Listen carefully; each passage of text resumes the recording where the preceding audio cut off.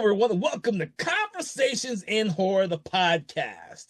I'm your host, Kevin L. Powers. I'm also the owner operator of Something Wicked Entertainment and Events, and I want to welcome you this grand, what is this, Christmas Day? Is that what this is? You know what? This is Christmas Day, and what better way to celebrate Christmas than to do a top 10 list? We could do reviews of other Christmas horror films. But if you've been listening to our show this month, you realize we've already been doing that. So we're doing something a little special for you on Christmas Day by doing a top 10 list. And the top 10 list you are going to listen to today is the top 10 sci-fi horror films. And to discuss their top sci-fi horror films with me, I am bringing along my special guest, Sarah Panazzo, who will have some amazing choices, I'm sure. Thank you for joining us on the show today, Sarah.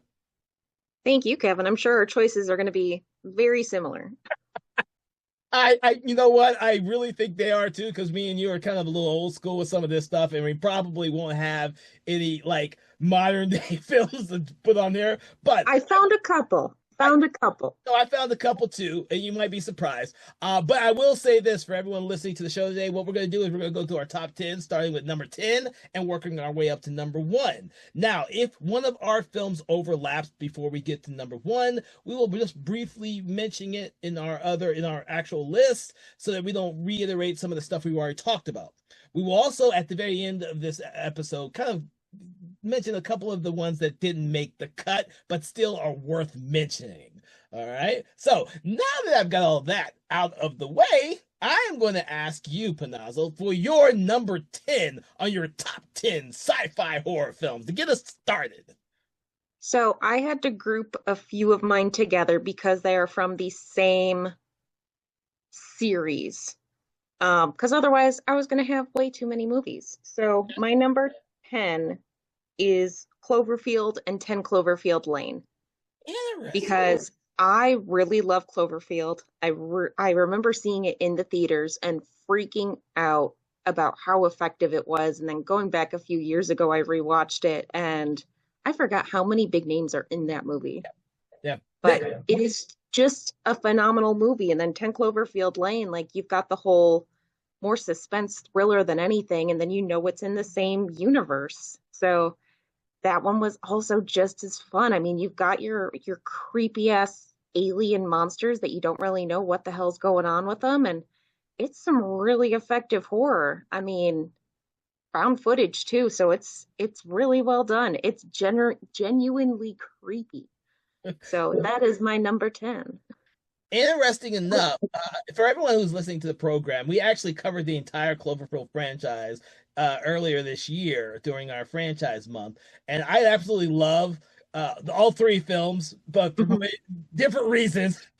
You'll have to listen to those episodes. I know you're looking at me crazy because of the Cloverfield paradox, but you do need to listen to those podcasts where we kind of discuss all 3 of those movies. I didn't think about putting those on my list at all, and yet they do belong on the sci-fi horror film. I didn't think about that now until you said that. That's actually very interesting. So, but for my number 10, and I have to look here, is I know I'm hoping this is on your list, and you might look down on me because I put it so low on my list, but I'm gonna go with Cabin in the Woods for my number 10.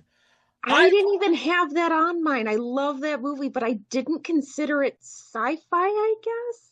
See, that's the thing is that to be honest with you, until they reveal that it's all kind of a setup by this scientific community and them trying to kind of like an experiment type thing, you don't think of it as a sci-fi film. But I've always thought of it that way because of the fact that it would have been just a normal kind of almost zombie film until all that stuff is revealed, and then you start thinking about, oh shit, this is a much more complex film, and yet it's so fucking great and funny. And I every time I watch this film, I enjoy it a little bit more.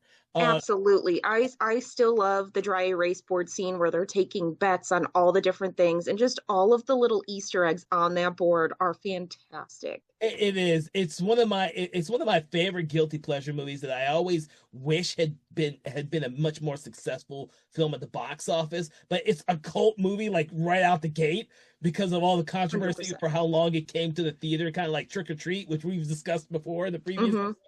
Cabin in the Woods is just another one of those type of movies where it was a cult movie before it damn it came out. And it's a great movie, great movie. Hands down, it's one of my favorites. And I now think about it and I say, shit, I should put it a little higher on my list. It's all good. I had a lot of trouble, even like most of my list isn't even like 10 down to one. I have like my top two, but everything else is like tied for a top position because there's just so many good ones. Yeah, I'm kind of like that with my top two. My top two will probably never change. I can't wait to get to those, but yeah, my top two will never change. All right. So we're going to move on and go to your number nine then. So my number nine, I'm gonna go with Prey from Ah, the Predator series. I wasn't a huge fan of Predator and Predator 2. My husband isn't listening right now, so he can't hear me say that. But Prey was such a well done movie. I love the whole concept of throwing a predator into another timeline. I really enjoyed the animated movie that they just came out with because it makes mhm. sense. A predator's going to cross all time periods, and I thought it was just really well done. Yeah. It was ingenious, especially for the time period it takes place in. It has its really good horror with the night scenes. It is wonderfully shot. But I am so invested in anything else they come out with like that. Yeah, and it's interesting you put that on there on your list because the predators are so much more advanced than we are. And sometimes like that film, people might forget the sci-fi aspects of it because it's an alien. I actually like Prey for a lot of the reasons that you just said, but also because that movie does a really good job halving the story between the predator and Hmm. the Native American character. I can't remember her name. Oh my God, Yeah. I can't remember her name, but the story does a really good job with having both of those two stories and then blending them all in to make a really effective and entertainment film. So it's yeah, that's not on my Yeah. list, but that would be a great one to put on The there. effects in it are so good too. Yeah, Like, oh, no, no, I will agree with you on that one. Okay, getting along to my number nine is also another film that we've discussed on the program already, which is the original Canadian film Cube. Um, that one was one of mine too. I've loved Cube since I have a guilty pleasure for all of the Cube movies, Cube Hyper Zero, Cube Zero, and even the Japanese version remake of Cube. I have this soft spot for those damn movies, no matter how many flaws are in the sequels. I think the original Cube is completely flawless. I love that movie, and it the minimalism that it took to make that film, yet make it so succinct and so successful because it's so minimalistic It and is. so It's effective. insane what they've done with one set. Yeah, it's insane. And yeah, and another thing is, I read about a lot of the behind the scenes on them making the film, and that made me enjoy the film even more. So, another film for everyone listening. If we have done that film on the program before, so please check out that episode. Yes, I remember that was the first time I'd ever seen it was when we talked about it on the podcast, and I went and binged the other ones before we even got to finish talking about it because I was so invested in it. Yeah.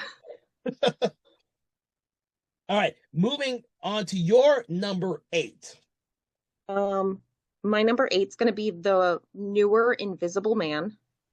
Okay. I really love how they modernized the entire story and made it.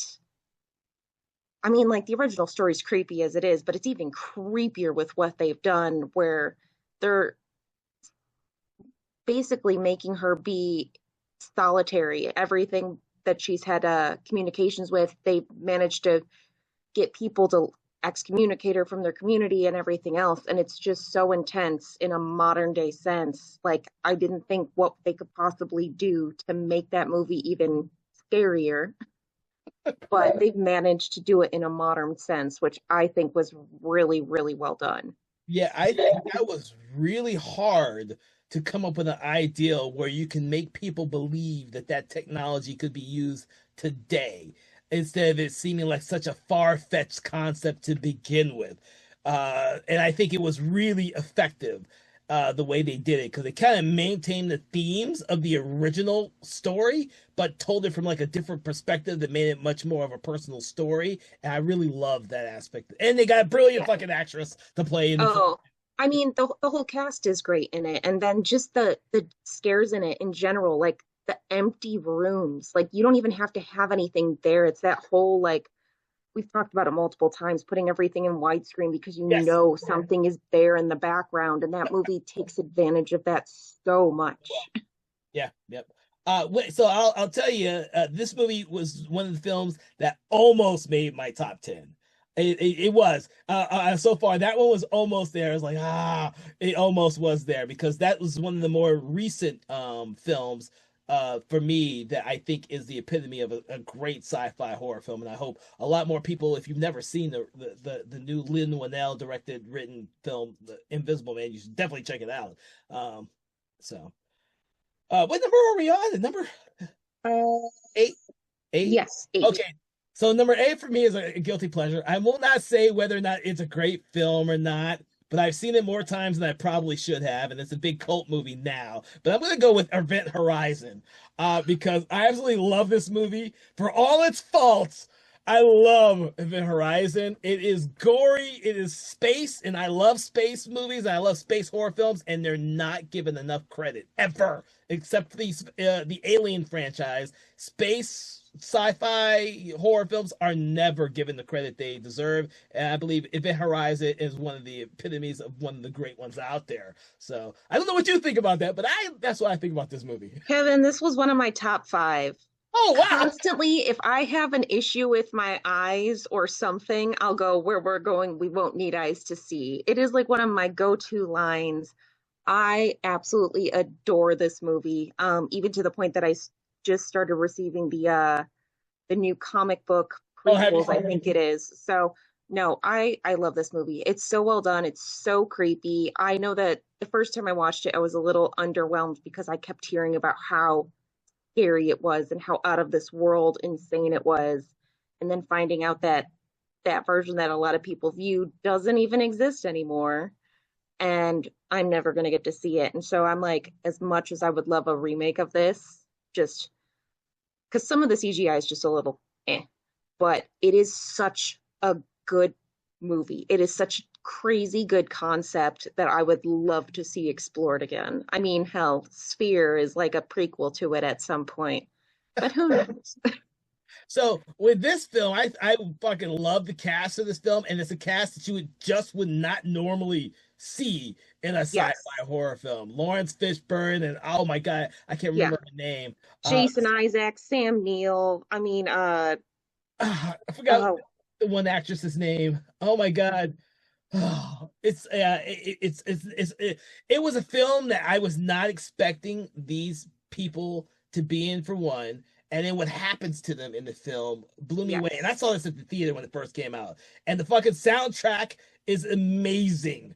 I freaking love the soundtrack of this film, and I bought it and listened to it a billion times. I love this movie. And that's why I say it's guilty pleasure for me. I know that the version that we both want to see doesn't exist anymore, and I've seen pictures and photos of all the stuff that was cut that we'll never see. It's a shame, but it's still such a great movie to me. So yeah. Now, if only the director didn't waste so much time on Resident Evil movies, maybe we could have gotten some more Event Horizon. But that's what happens when those movies make too damn much money. All right, we're gonna go to your number seven. Seven, yes. so my number seven is Nope. Uh, I absolutely loved this movie. I went to theaters to see it, and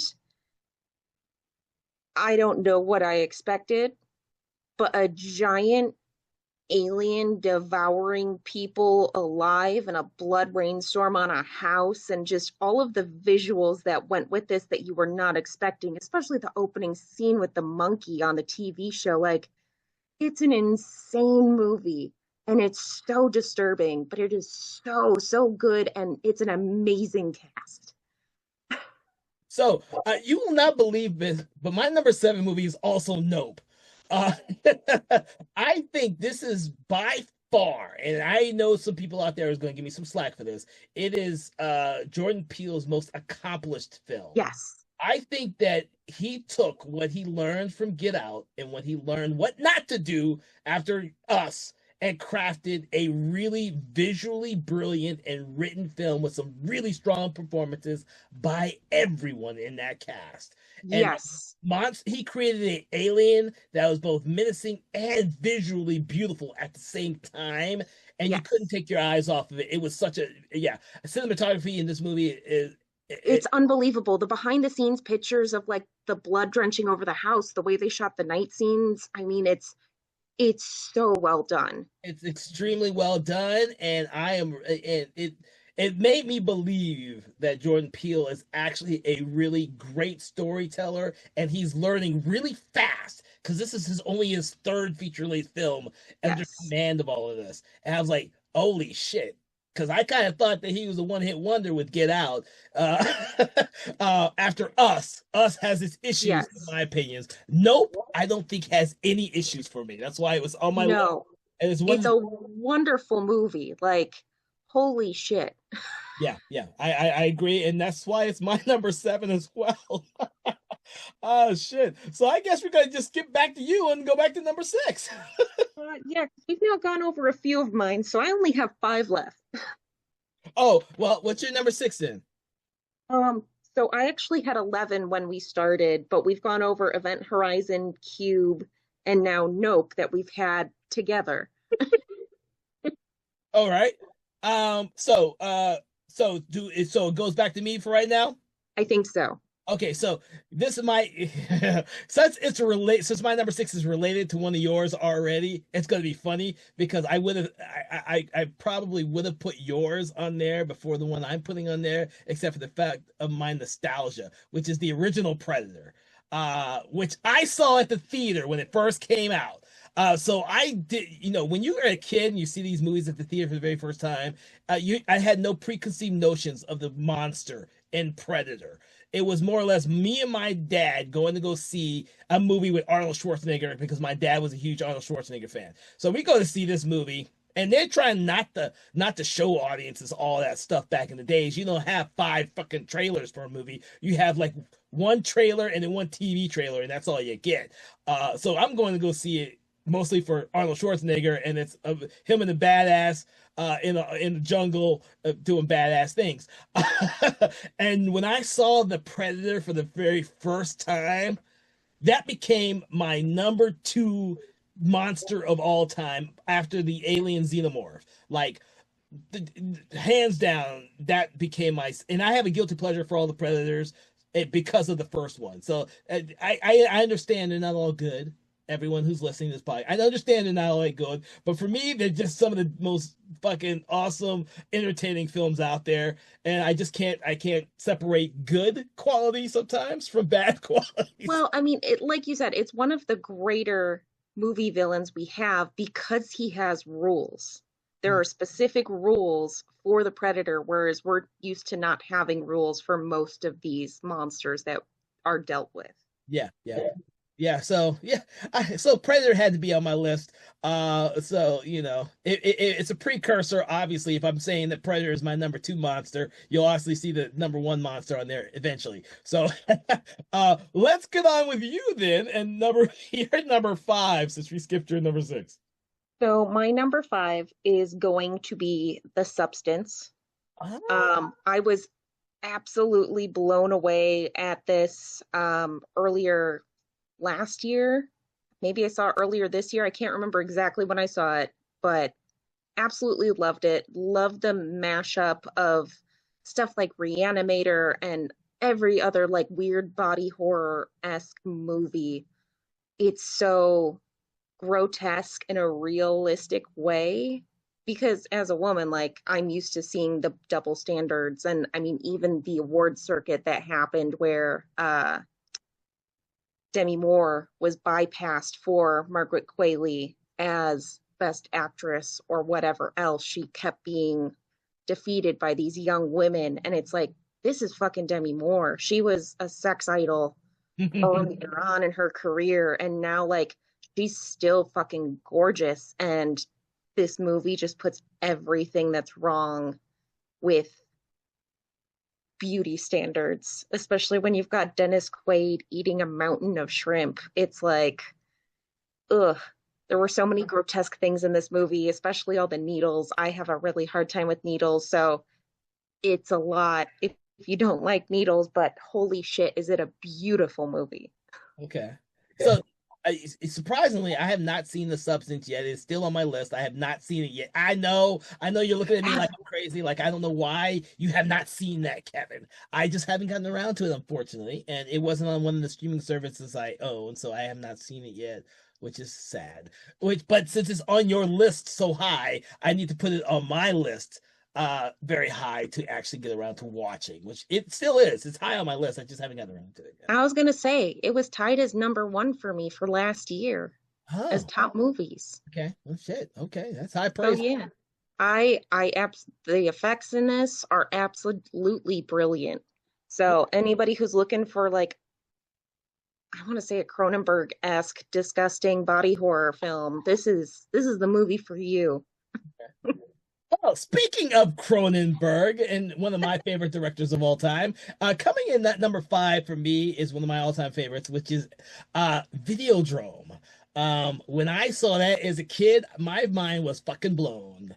Uh, because I had experienced a movie, I had no idea what they were talking about, yet I was so engrossed with it. I kept watching this film as a kid, and it frankly fucked my brain up for a little bit there, because that's what Videodrome and David Cronenberg does to you. David Cronenberg, this is one of the movies that made David Cronenberg one of my favorite directors of all time. This and The Fly are by far two of the films that made me follow his career and what he does as a film. And surprisingly, I've seen Videodrome probably more than any of his other films, simply because I can't, like the characters in the film, I can't stop watching this fucking movie. I don't know why. It's a movie that draws me in, and James Woods, I think, is one of his finest performances in any movie he's ever done. So it's like, I love Videodrome, and I know it's not the cup of tea of a lot of people because it's a movie that's really out there. But as far as sci-fi horror films are, this is one of my all-time favorite ones right here. See, now it's your turn to glare at me because I haven't seen it. And I need to. You know what? There's a lot of people who haven't seen a lot of Cronenberg's films. They know his more famous ones. They've all seen The Dead Zone, which I don't think is Hmm. one of his most accomplished movies. It's but No. you know, and a lot of people have seen The Fly, most definitely The Fly. Hmm. But Videodrome is like, if you weren't there when it came out and you didn't watch it in that decade, it's one of those films that just easily passes you by until someone tells you you need to go watch it. Especially now in this day and age when Cronenberg does the weirdest fucking movies known to mankind. Yes, and so do his children. So do his children. Because I had a hard time not putting any of their movies on this list because they are so bizarre. Yes, they are bizarre. Yeah, yeah, I know. Jeez. But Uh, because you just brought them up, I'm going to skip to my number two because my number two was The Fly. I absolutely adore this movie. I think it was the first Cronenberg movie I had ever seen. And I love Jeff Goldblum. I love Gina Davis. And it is just a brilliant and disgusting movie. well, you know what? My number four was The Fly. So Videodrome is my my number five. Of course, Cronenberg's going to be on there again at number four with The Fly. That was the first film of his I've ever saw, and my parents, because my parents didn't know how gross it was going to be. We kind of watched it all together like a family, if you could believe that, people. When it first came out, I think it's 86 or 88. I can't remember the actual year. We watched it as a family, and my mom was probably thinking it was closer to the original black and white The Fly, and not what we actually watched.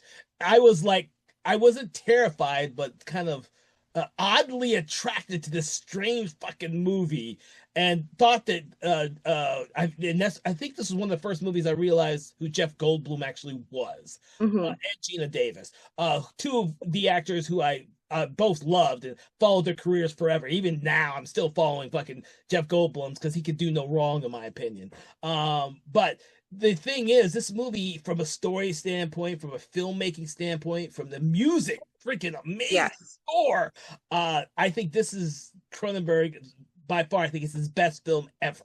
Is The Fly. Videodrome is a close second, and then okay, the other film that a lot of people have seen is Scanners, which I actually Scanners, don't put yeah. on my top five of his films. For some reason, people loved Scanners, but I just thought it was okay. But those two films are by far my favorite two films he's ever done, because they showed so much filmmaking technique and story that this man can do. So yeah, Yeah, I my mean, it is one of the most effective movies of all time when you put everything into perspective, from the writing to the effects to the music to the lighting. I mean, everything about it is like a masterclass in filmmaking. yeah, yeah. So yeah, so hopefully everyone's out there has seen The Fly because I haven't seen The Substance yet, and you haven't seen Videodrome. So all right, so that was your number two, but I did my number five and number four, so I guess I could go to my number three. Is that Yeah, correct? yeah. Okay, my number three, it may be diverse for a lot of people on listening because they hate the ending. There's a lot of people who hate the ending to this movie, and that is The Mist from Frank Darabont. I fucking yeah, we've talked about The Mist on the show already before, and I think this is one of my you know, I love Frank Darabont as a director, and I think for me, this and The Shawshank Redemption are two of my all-time favorite movies, and it's kind of hard to depict which one I like better, but you know, and I've seen both of them way more times than I ever should. Yes. I've seen both of those movies way more time, but The Mist for me is much more fun because I can watch it in the black and white version or the color version and still love that movie. I don't think I want Yes. to see some Shawshank Redemption in black and white. No, no, that movie's depressing enough as it is. I don't need to add it into black and white. But no, like, even Stephen King has come out and said that The Mist is probably the most well done movie of his that has happened, because the ending is so much more brutal than what he could have ever come up with. And the creatures are creepy, like they always would be in Stephen King's world. The religious horror of the cult in the grocery store is insane, but that ending is like the most memorable part of the entire movie. It is. Yeah, watching Thomas Jane's reaction after he's killed his son and realized what's happened, and I like, dude, it's heartbreaking. The movie's heartbreaking. Jesus. Yes, there's those movies where like you have to have the heartbreaking, like awful ending, like The Descent. You got to go with Oh, the original one. This is the same thing. You can't always have a happy ending where everybody survives, and this is just one of those brutal endings. yeah, yeah, and yeah, I'm trying to induct a lot more people to this because a lot of my friends who don't always watch horror did not like the movie simply because they didn't like the ending. And Mm-hmm. I have to kind of go through and tell them why they should reevaluate the movie. Not that their opinions are wrong or right, that they should go back and reevaluate the story that's being told. But I don't have to do that with Shawshank Redemption. Most people get that one with no problems. But The Mist, because of the ending, I have so many friends who don't like it because of the ending. They'll say they Mm-hmm. love the rest of the movie until it gets to the ending. I was like, that's like the most powerful ending for a That's, movie in a long time. yeah, that's the point. Point. I actually love The Mist. And I think that's the only Stephen King film. Yeah, I think that's the only Stephen King film on my list. Yeah, that was the only one of mine. It didn't quite make the top 10, but I absolutely loved that movie. I don't know. I was just like, everything else seemed more sci-fi than The Mist to me, but no, I love that movie. It's got a very special place in my heart.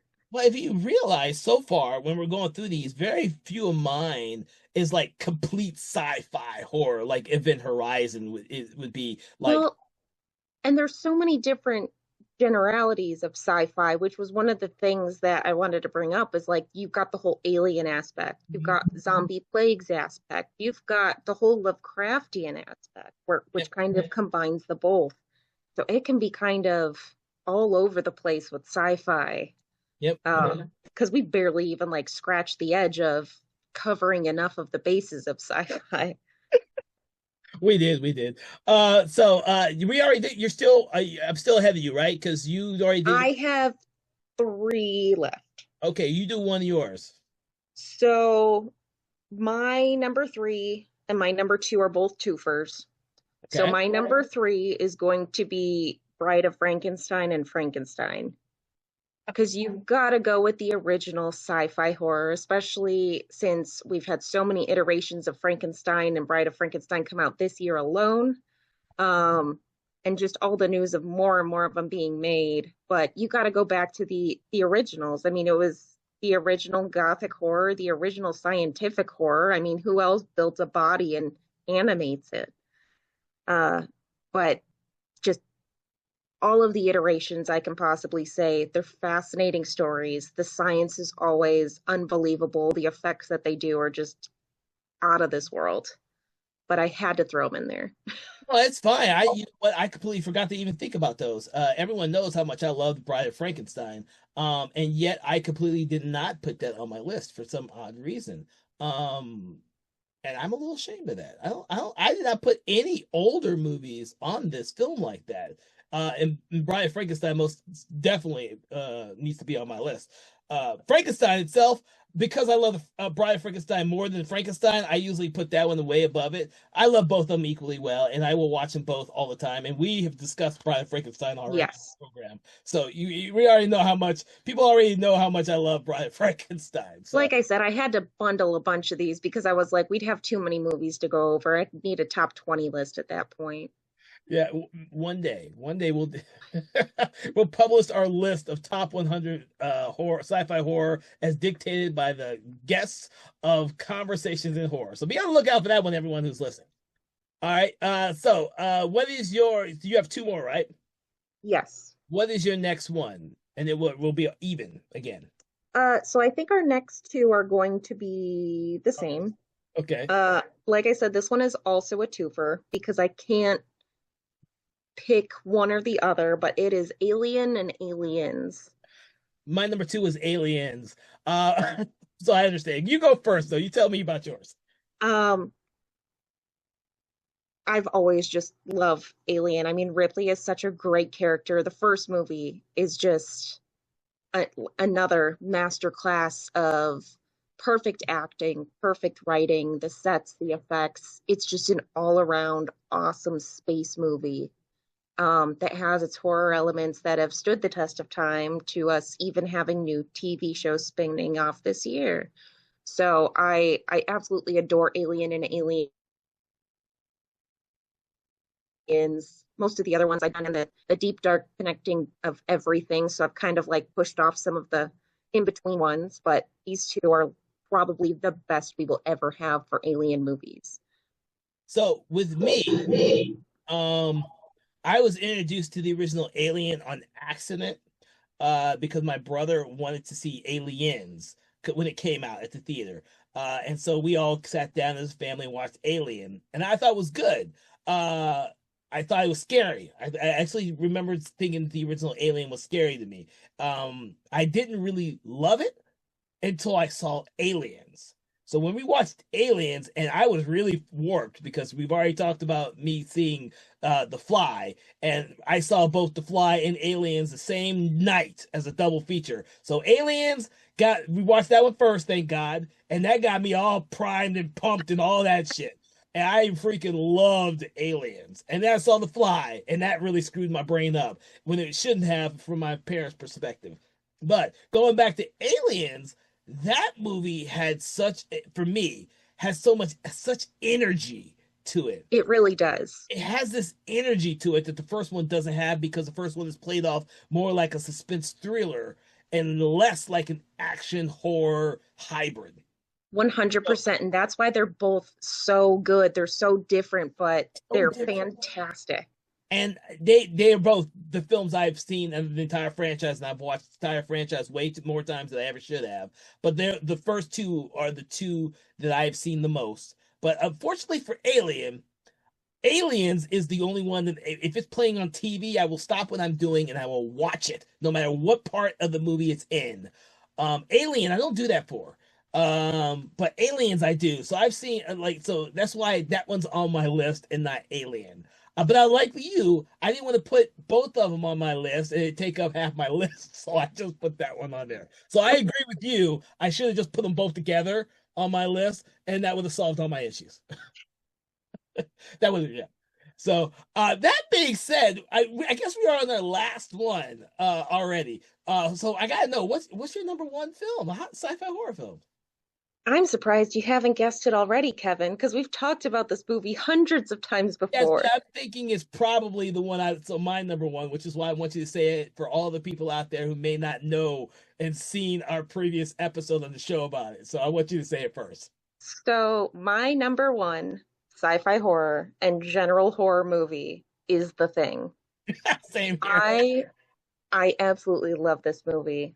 Like John Carpenter, like I said, every time we talk about anybody doing anything in widescreen and having to look into the background, that's all I can think about is The Thing and Halloween and how he does that in all of his films. Yeah. And the effects are just fantastic. The general unease and horror that you get. And I mean, it's quite convenient that it's our number one pick, seeing as how it's roughly based in winter. Yes, I didn't think about that either. Oh, Jesus. See, the thing, what I don't even know how I first saw the thing, to be honest with you. All I know is I saw the thing and it became one of these films, and I was always a monster kid growing up. And there are certain monsters that I really gravitated towards, which is why the Xenomorph from Aliens and the Predator are two of my all-time, and Godzilla, which is not on the list because I don't always consider Godzilla a sci-fi movie, and I didn't put them on the list. But I love monster movies, and by all means, The Thing and what John Carpenter crafted in his special makeup effects crew and all that created monsters I'd never seen before, and I still have never seen since. Not even Yeah, like a weird prequel with CGI monsters. And because they are all practical, they still fucking hold up extremely well to all the stuff that's being made now.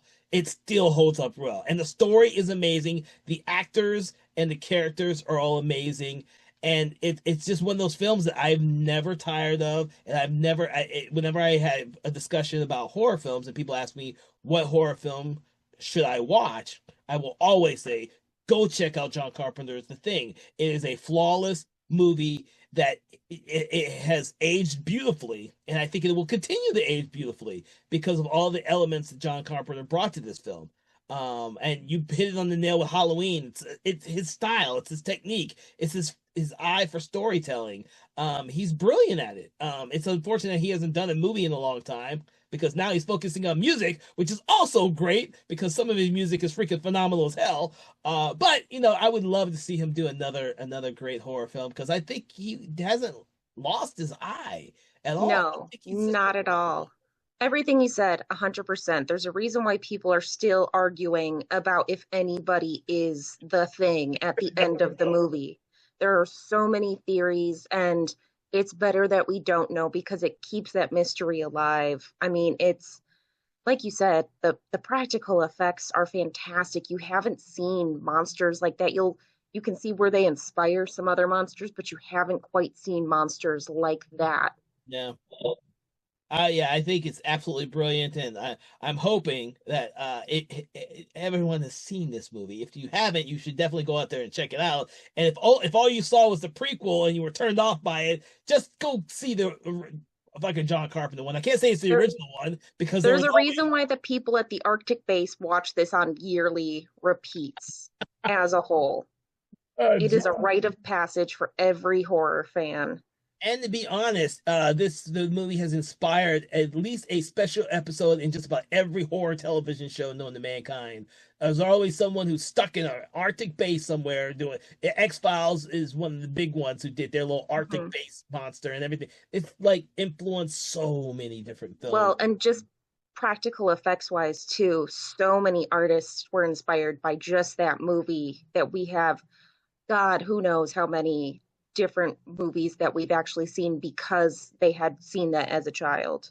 Yeah, yeah. So, But that kind of it's great that we kind of overlapped on a lot of our movies, and especially our top two. So we have the same or similar taste in what we think is good. I need to watch some more modern day recent ones, obviously, because only Nope made my list. Which is okay, because I'm older than Panazzo here, and so my taste tends towards those films I grew up watching, which is going to happen when we do a top 10 list. We're going to gravitate as individual hosts and filmmakers and film lovers. We're going to gravitate to the stuff that we grew up with, and not so much the stuff that is more modern. Because I could guarantee you now, I think the only one that we've mentioned where I've seen more than once is The Invisible Man and Nope. All the Hmm. other modern day ones I haven't seen more than once because I've watched them once, and that's generally it. Since why my list has a lot more of the older films on it.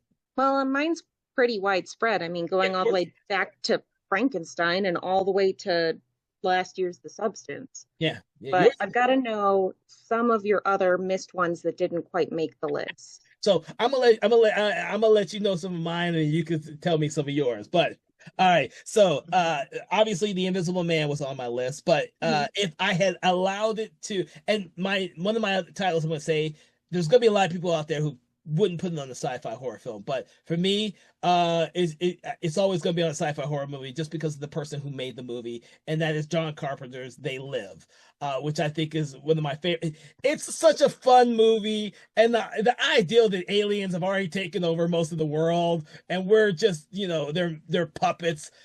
It's a scary ideal, to be honest with you. It is. It's It's it's a genius movie. It was on my list as well. Um, because I remember watching it and I was like, man, this isn't even like that bad or that scary, but the concept a itself concept. nowadays is huge. Yeah, it's one of those things where you more or less have almost homeless guy who figures out this whole alien plot, but the plot's over. The aliens have already taken over. It's like, oh shit, they're not trying to take over; they have They're taken. already here. Yeah, it's like wow, and I go back to this movie all the time. I actually there's a lot of Carpenter movies I go back to a lot all the time. And if you've listening to our program, everybody, and you've been listening, yeah, we've highlighted a lot of John Carpenter's films because I'm a huge fan. Every single time we bring them up, it's like Wayne's World. We're not worthy, man. Yeah, we're not worthy of him. But They Live was definitely like my number 11 film. But I'm gonna mention probably a couple more, and I'm gonna let you go and say some of yours. But I do want to mention a more recent one that's also a diverse film, which is Annihilation, which I love. Um, Yes. Annihilation is this film. I've read the book too, and it doesn't really follow the book. I think it's a great adaptation. It took the concepts of the book and made it better, in my opinion. I fucking love Annihilation, and I'm sad I didn't see it at the theater. I only saw it when it came out on DVD, and when I saw it then, because it didn't seem like a movie that would interest me. I waited. I kind of waited. But when I saw that, my mind was blown. It was like, holy shit! How could I have missed this film at the theater? And I don't think it was sold right or something. I don't know. But I've read now all the books because of the movie. I went out and started reading the books and realized, oh, not really like the movie, but okay. But I still love the books too. But if there's people out there who just have read the book and then saw the movie and just hated the movie, I think you have to go in like I did and just watch the movie and realize it's different. And you will Yes. enjoy the concepts and the really fucked up ideology in that movie. And I fucking loved Annihilation. It's also just a beautifully shot It is movie. a beautifully shot movie as well. And I was like, wow. And then I had on my list, but Invisible Man keeps coming up. I'm sure. Annihilation, Thaler, blah blah blah blah blah. I had Invisible Man. I did have Splice on my So did list. I. Splice was on my list, and that one keeps moving up and down my list. Uh, uh, I think it was Vincenzo Natali who did Cube did that. I think that if I'm not mistaken, I always I think so. I yeah, I can't think so. remember. And I that's my Frankenstein fucking movie right there. My sci-fi version of Frankenstein is Splice. But See, I because like to pair it with Ex Machina, which is also the guy who did Annihilation, because yes, they are both very similar movies. yes, they are very similar movie, and that movie would it's I don't consider it horror. It's not on this list, but it is on my list of my favorite sci-fi movies. Just so you know, I love that movie. Splice is I love the Frankenstein mythos and story. I really do. Hmm. And that one did something different, only because of the idea that the creature that's created switches genders, and I was like when that happened in the movie, I was like, holy fucking shit, this is not going the way I thought it was going at all. And I get so engrossed with the story after that. I was like, wow, that was my one of my mind blown films that I just absolutely love. And then I'm gonna mention one more because this is one that no I don't know anyone talks about this movie, but because I'm a sci-fi kind of a space sci-fi horror fan, I have to mention the little recognized film called Pandorum, which I absolutely love. I know you're looking at me like I'm crazy, Panazzo, over there. No, you're not, because it's really good. And I looked at it and I was like, it's been a while since I've seen it, but it's good. No, see, I've seen that. I love my space movies and space horror movies, which is why Event Horizon so far on my list. And I don't think they're given enough credit because there are a lot of people who just can't like kind of get along with the idea of sci-fi and horror can be married in a very great way. But Pandorum is a really fucked up movie, almost like a haunted spaceship movie with monsters in it. And then when the big reveal happens at the very end, you're like, holy shit! And Ben Foster, I think, is an underrated actor. He Uh, is I 100%. I really miss do. that he's not in like anything anymore. He's not, and when he is, it's small roles or stuff where he doesn't even look like himself. But I think he disappears as an actor in so many films, and it just sucked that this movie tanked the box office. Because even Dennis, was it Dennis Quaid couldn't save this. Yes. Dennis Quaid couldn't save this movie, and he's done so many damn random movies. It's ridiculous. I kind of wonder who his agent is. I was like, dude, Dennis, you do some of the most random fucking movies sometimes. So, but I love Pandorum. I try and tell people about it, but it's like one of those films that if they've seen it, they're like, that movie's fucking stupid, or they haven't seen it because they've not heard about it. So, Hmm. but those are the ones I want to tell you about. There's some more on my list, but those are the ones I wanted to mention the most. So you tell me yours. Yeah, a lot of mine I had to take off because they were either they were horror sci-fi, but they were also comedies or musicals. Um, so like I had like Mars Attacks and Galaxy Quest because those are both fantastic sci-fi movies, but also horrific in different aspects. I understand Mars Attacks being there. We've talked about Mars Attacks just between us. We haven't done a show on Mars Attacks yet, but we've talked about how much you love that movie. And that movie has grown on me over the years. It has really grown on me. It's not that I didn't like the movie when it first came out. I was one of those people who just thought it was fucking weird, and so it has grown on me over. Yeah, it's the whole Tim Burton thing. If you're not a fan of Tim Burton, it's like some people don't like Wes Anderson's Yes, aesthetic. It's I that agree. whole thing. But Galaxy Quest, that is a fantastic movie that is fucking terrifying in aspects. Oh my God. Galaxy Quest is one of my favorite movies and probably the only movie other than Toy Story that I can stand Tim Allen in. Tim, I'm sorry, Tim, if you're listening to this. I really hate most of the movies you've ever been in. Yet, Galaxy Quest, I think, is one of the most brilliant comedies It it ever really made. is. And I never get tired of that movie. And even though it's not a horror film, it does have horrifying aspects in it, as Nozzle has pointed out. But it's good that we could talk about it because, like I said, it fit. I get it. It fits in with your Mars Attacks aesthetic right there. Like those two movies are just like you can watch a double Yes. feature of those two movies and just love that whole night there. So it's all good. And then like I said, my other ones were sci-fi horror musicals, like Rocky Horror Picture Show and Little Shop of Horrors. So those are some of my little ones. I did throw in Invasion of the Body Snatchers just because it's a classic and it has inspired so many different things. Um, You know what? Reanimator, The Bay, Signs. Oh, you just put a whole bunch of them on there. I do want to take a second to mention Invasion of the Body Snatchers because you know what? if I had thought of that as a horror film, that would definitely have been on my list. I have always just thought of that as a sci-fi movie, but you are absolutely right. It is a horror sci-fi film, but a lot of the horror elements are played down a little bit, except for the remake. The remake with Donald Sutherland, those Hmm. horror aspects play in really well, and you are absolutely right about that. Because Yeah, I love the first three. I did not mhm. like the invasion.